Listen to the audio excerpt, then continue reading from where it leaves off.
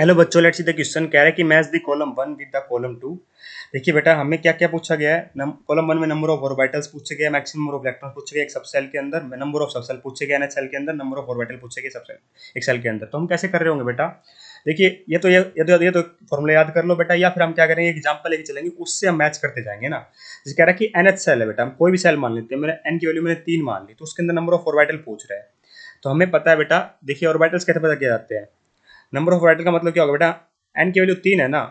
तो अब आपको ध्यान क्या रखना है बेटा, यहाँ पर आपको ध्यान रखना है कि एन एन हमारे क्या क्या कितने कैसे कैसे ऑर्बिटल्स फॉर्म करता है बेटा। जब एन की वैल्यू 3 है तो इसका मतलब 3s फॉर्म कर सकता है, 3p फॉर्म कर सकता है और 3d फॉर्म कर सकता है। ये तो कंफर्म है बेटा, ठीक है। तो ये बेटा एक क्या आएगा बेटा मेरा, और एक पूरी क्या होगी बेटा मेरी, सब सेल होगी। अब एस सब सेल के अंदर बेटा मेरे कितने ऑर्बिटल्स होते हैं ये पता होना चाहिए बेटा मुझे। एस सब सेल के अंदर कितने होते हैं बेटा मेरे ऑर्बिटल्स? एस सब सेल के अंदर होते हैं बेटा मेरे एक ऑर्बिटल होता है ये। पी के अंदर होते हैं बेटा मेरे 3 ऑर्बिटल इस तरीके से, और डी के अंदर क्या होते हैं बेटा मेरे 5 ऑर्बिटल होते हैं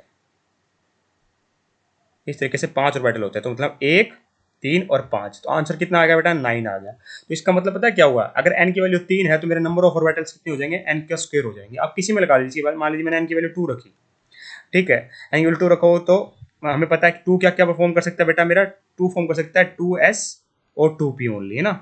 2s और 2p ओनली फॉर्म कर सकते हैं। कितनी सब सेल में हम फॉर्म कर सकते हैं बेटा, उतनी ही सब सेल फॉर्म होती है जितना बेटा n की वैल्यू होती है। इस बात का अपने को ध्यान रखना है। जैसे यहाँ पे n की वैल्यू 2 है तो कितनी सब सेल फॉर्म हुई, 2s और 2p। यहाँ 3 3s 3p 3d, और s के अंदर एक ऑर्बिटल होता है बेटा, p के अंदर 3, ठीक है। तो 1 और 3 कितना हो गया बेटा, 4 आ गया, तो मतलब n का स्क्वायर हो गया। तो नंबर ऑफ ऑर्बिटल कितने आ गए बेटा, n स्क्वायर होंगे, ठीक है। तो ए का तो कंफर्म हो गया बेटा, ऐसा आएगा। तो एक एस यहाँ लिखा है और यहाँ लिखा है, इसका मतलब 2 और 3 आउट। बात करें बेटा मैक्सिमम नंबर ऑफ इलेक्ट्रॉन पूछा है एक सब सेल के अंदर, ठीक है। तो एक सब सेल के अंदर मैक्सिमम इलेक्ट्रॉन कितने आ सकते हैं, ये बात हमसे पूछी गई है ना। तो देखिए मान लीजिए मैं बात करता हूँ कि कितने इलेक्ट्रॉन आ सकते हैं। तो सब सेल का मतलब हम डिसाइड किससे कर रहे होंगे, एल की वैल्यू से डिसाइड कर रहे होंगे बेटा। जैसे मेरी सब सेल क्या क्या हो सकती है, एस हो सकती है, पी हो सकती है, डी हो सकती है और एफ हो सकती है। और एल की वैल्यू क्या होती है बेटा, एजोमेट्रिक क्वांटम नंबर, एस के लिए 0, पी के लिए 1 होता है, डी के लिए 2 होता है और एफ के लिए 3 होता है, ठीक। अगर आप लेके चलोगे, मान लीजिए मुझे बताना है कि एस के अंदर मैक्सिमम कितने इलेक्ट्रॉन आ सकते हैं, तो ध्यान से देखिए बेटा कितने इलेक्ट्रॉन आ सकते हैं।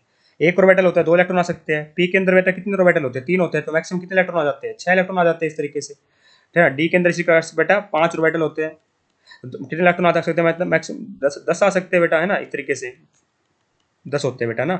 इसी प्रकार से बेटा मेरे इसमें 7 ऑर्बिटल होते हैं, है ना। तो 7 के अंदर कितने आ सकते हैं मैक्सिमम बेटा, मेरे 14 इलेक्ट्रॉन्स आ सकते हैं, ठीक है। अगर हमें बताना है मैक्सिमम इलेक्ट्रॉन कितने आ सकते हैं बेटा, अगर हमें क्या बताना है, एल की फॉर्म में बता सकते हैं हम, क्योंकि हम तो सब सेल की फॉर्म में पूछा है बेटा हमें, ठीक है। तो देखिए, जब मैं अगर 2 इंटू में एल प्लस 1 करूँ, तो एल की वैल्यू 0 रखने पर 1 आ रहा है, पर इलेक्ट्रॉन कितने 2 है, तो इसका मतलब ये 2 से मल्टीप्लाई होगा, 2 टाइम्स ऑफ 2l+1 मेरे इलेक्ट्रॉन आ सकते हैं बेटा। कैसे बेटा, देखिए मान लीजिए मैं एल की वैल्यू 0 रखता हूँ, तो ये 0 हो गया, 1 इंटू 2 2 आ गए। एल की वैल्यू 1 रखता हूँ, पी के लिए 1 होती है, तो कितना हो जाएगा बेटा, 2+1 3, 3 इंटू 2 6 हो गए। एल की वैल्यू 2 रखता हूँ तो बेटा 2 2 4 1 5 5 हुआ 10 हो गए। एल की वैल्यू 3 रखता हूँ, 3 2 6 प्लस 1 7 इंटू 14 हो गए। इसका मतलब 2 इंटू 2l+1 आएगा, मतलब बी का पी आएगा बेटा। बी का पी कहाँ लिख रखा है, यहाँ भी है और यहाँ भी है।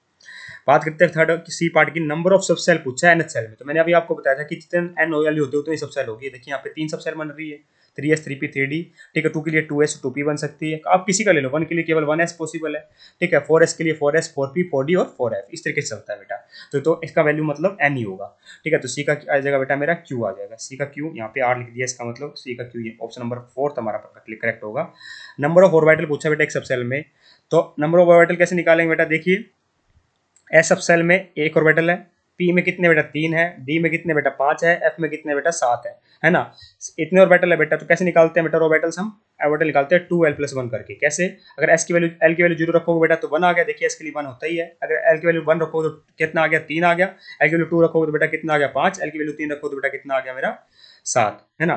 तो इसका मतलब क्या होगा मेरा 2l+1 होगा नंबर ऑफ ऑर्बिटल्स। तो डी का क्या आ जाएगा बेटा मेरा आर आ जाएगा। तो क्या आ जाएगा बेटा SPQR, SPQR दिख रखा है ऑप्शन नंबर 4 में। I hope you understand the answer.